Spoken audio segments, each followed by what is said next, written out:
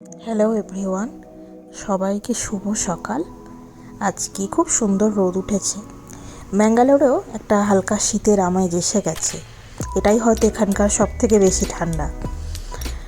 যাই হোক, আজকে একটা পার্সেল নিয়ে বসে পড়েছি। পার্সেলটা চলে এসছে, একদিন হয়ে গেল। এটা বেসিক্যালি একটা ঘড়ি আছে, ওয়াল ক্লক। আমার যে ঘড়িটা, সেই ঘড়িটা দুদিন ধরেই বেশ ব্যাগরবাই করছে বলতে পারেন। তো সেই জন্য একটা ঘড়ি না কিনলেই নয়, সেটার জন্যই অর্ডার করেছিলাম। সেটা এসেও গেছে। এবার দেখি জিনিসটা কেমন। ঘড়ির সাথে একটা ব্যাটারি দিয়েছে দেখলাম, এটা বেশ ভালো লাগলো দেখে।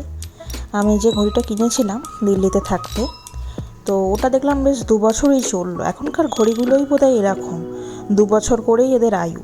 কারণ আমি আর একটা ঘরেরও ঘড়ি ওই তখনই কিনেছিলাম গিয়ে দিল্লিতে, সেটাও দেখলাম ওই 2 বছরই চললো। তারপরে আবার আমাকে এখানে এসে ঘড়ি একটা কিনতে হয়েছিল প্রথমেই, ওটা অনেক দিন আগেই খারাপ হয়ে গেছে।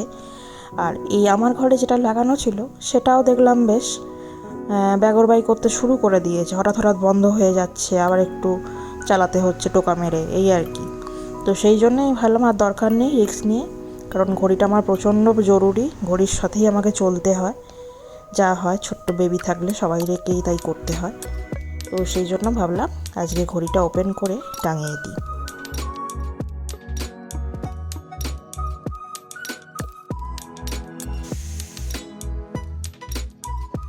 এই ঘড়িটার একটা অ্যান্টিক লুক ছিল। এই ঘড়িটা আমার সত্যিই খুব খুব পছন্দের ছিল, খুব পছন্দ করে শখ করে কিনেছিলাম। কিন্তু এটা যে এত তাড়াতাড়ি খারাপ হয়ে যাবে ভাবিনি। দেখি এবার কলকাতায় যখন যাব ঘড়িটাকে একবার সারাবার চেষ্টা করব। এটাও বেশ ভালো দেখতে, দেখুন।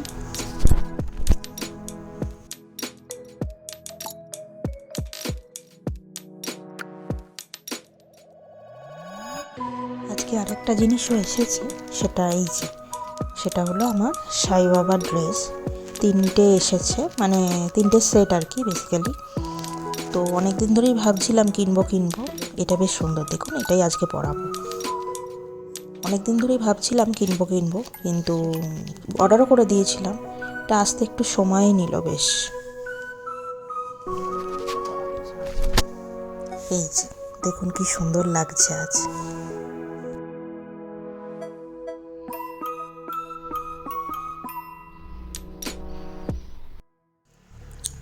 আজকে একটু বেরিয়ে পড়েছি সন্ধেবেলা। বেরিয়ে পড়েছি মানে আজকে বৃহস্পতিবার। তো আমি বেরিয়ে পড়েছি আজকে বাবার কাছে যাব বলে। প্রত্যেক বৃহস্পতিবারই আমি বাবার কাছে যাই, সেটা আমি আগেও বলেছি। এই যে চলেও এসেছি প্রায়। আজকে দেখি বাবাকে কিরাম সাজে সাজানো হয়েছে, আপনাদেরও দেখাবো, চলুন।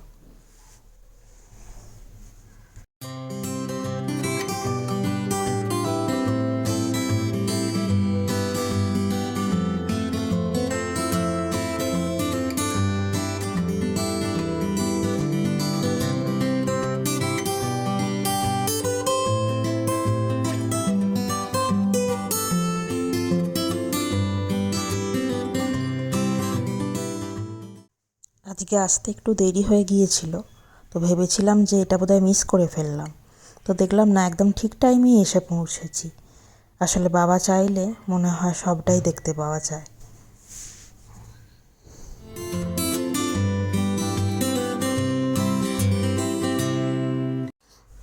এই যে এসেই এনার হুজ্জুতি শুরু হয়ে গেছে। আগে তবু একটা জায়গায় চুপ করে বসে থাকতো কোলে, এখন যেহেতু এই জায়গাটার সঙ্গে ও পরিচিত হয়ে গেছে, এখন আর বসতে চায় না, এই যে ঘুরে ঘুরে বেড়ায়। ওর বাবা ডাইরেক্ট অফিস থেকে একদম এসে পড়েছিল এখানেই। তো আজকে ভাবলাম একটু মাছের বাজারটায় যাই, কারণ বাড়িতে একদমই মাছ নেই।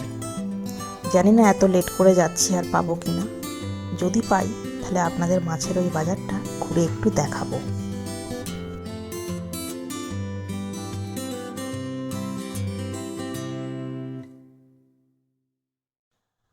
আমি আগেই বলেছিলাম আমাদের বাড়ি থেকে বাবার মন্দিরটা 5 মিনিটের রাস্তা।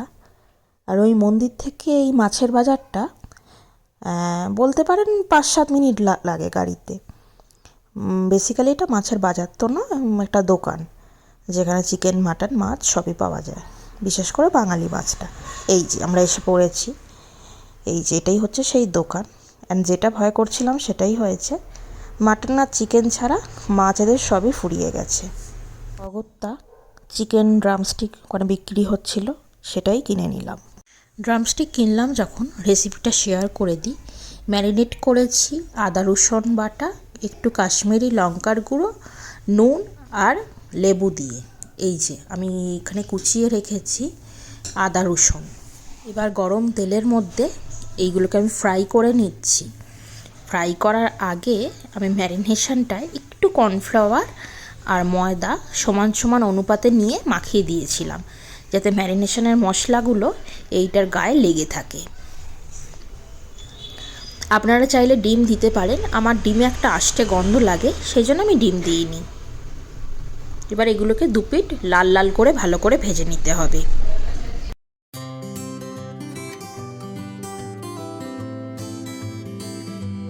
যে কোনো রকম ভাজাভুজি করার সময় আমি এটা সবসময় করি, টিস্যু পেপার নিয়ে আমি এরমভাবে একটা পাত্রে বিছিয়ে দিই। সেক্ষেত্রে কি হয়, ওই এক্সেস যে অয়েলটা সেটা অনেকটাই চলে যায়। এটা আপনারাও করে দেখতে পারেন, এটা সত্যিই খুব কাজে দেয়। বাড়িতে ওর ছোটো মামা আসবে, সেই জন্য দিদি আগে থেকেই বসিয়ে দিয়েছে চিকেন। একদম নর্মাল চিকেনের ঝোল হচ্ছে, আর এই যেখানে রাখা হচ্ছে কাতলা কালিয়া, সেটা অলরেডি হয়ে গেছে, আর ভাত হয়ে আছে। আর এই যে আমি এখানে করছি ড্রামস অফ হেভেন। এবার আমি ড্রামস অফ হেভেনের সসটা তৈরি করে নিচ্ছি। প্রথমেই দিয়ে দিচ্ছি 2 টেবিল চামচ টমেটো সস। আপনারা চাইলে সিজওয়ান সসও ব্যবহার করতে পারেন, কিন্তু অ্যাকচুয়ালি আমরা একটু ঝালটা কম খাই, তো সেই জন্য আমি এখানে একটু রেড চিলি সস ব্যবহার করছি। রেড চিলি সসের ঝালটা তবু সিজওয়ানের থেকে একটু কম। আর দিয়ে দিচ্ছি একটুখানি একদম সয়া সস। এর সাথে আপনারা চাইলে গোলমরিচের গুঁড়ো অ্যাড করতে পারেন, সেটাতেও খুব সুন্দর টেস্ট হয়। ব্যাস এই যে গুলিয়ে নিচ্ছে, ব্যাস এতেই হয়ে যাবে তৈরি। এবার তেলেতে দিয়ে দিচ্ছি একটুখানি রসুন আর আদার কুচি, যেটা আগে থেকেই আমি কুচি করে রেখেছিলাম। এর সঙ্গে আপনারা স্প্রিং অনিয়নও দিতে পারেন, কিন্তু ওটা আমার কাছে অ্যাভেলেবেল ছিল না, সেই জন্য আমি দিইনি। ওটাতেও খুব সুন্দর একটা স্মেল হয়। আগে থেকেই বলে রাখি, একটা পাত্রে 1 টেবিল চামচ মতন কর্নফ্লাওয়ার নিয়ে একটুখানি জল দিয়ে গুলে রাখবেন, কারণ এই সস তৈরি করে চিকেন ঢালার যে পদ্ধতিটা, এই পুরো পদ্ধতিটাই খুব তাড়াতাড়ি করতে হবে, যাতে চিকেনগুলো একটু ক্রিস্পিও থাকে, প্লাস ওর মধ্যে সসের যে ফ্লেভারটা সেটাও যেন যায়। কিন্তু বেশিক্ষণ আমি যদি সসের মধ্যে চিকেনগুলোকে রেখে দিই, একদম নেতিয়ে যায়। তাই এই পদ্ধতিটা একদম চটজলদি করতে হবে, হাতের কাছে সমস্ত কিছু রেখে। এই যে এবার আমি চিনিটা দিয়ে দিচ্ছি সসটার মধ্যে, কারণ প্রত্যেকটা সসেই নুন থাকে, তো নুনটা একটু আপনারা আন্দাজ মতন দেবেন, বাট চিনিটা দেবেনই। আর যদি পারেন, যদি অ্যাভেলেবেল থাকে আপনাদের হাতের কাছে, তাহলে একটুখানি মধু দেবেন। আমি মধু আর কর্নফ্লাওয়ারটা অলরেডি দিয়ে দিয়েছি, সেটা আর দেখানো হয়নি। এই যে এবার আমি চিকেনগুলোকে দিয়ে খুব তাড়াতাড়ি করে নেড়ে নিচ্ছি, যাতে ওই চিকেনের ক্রিস্পিনেসটাও থাকে, প্লাস সসগুলোও গায়ে লেগে যায়। এবং আমি এগুলো তাড়াতাড়ি নেড়ে নিয়ে একদম গ্যাসটাকে অফ করে দিয়ে নামিয়ে নিতে হবে। ব্যাস রেডি আমাদের ড্রামস অফ হেভেন। আপনাদের যদি ভালো লেগে থাকে অবশ্যই সাবস্ক্রাইব করুন।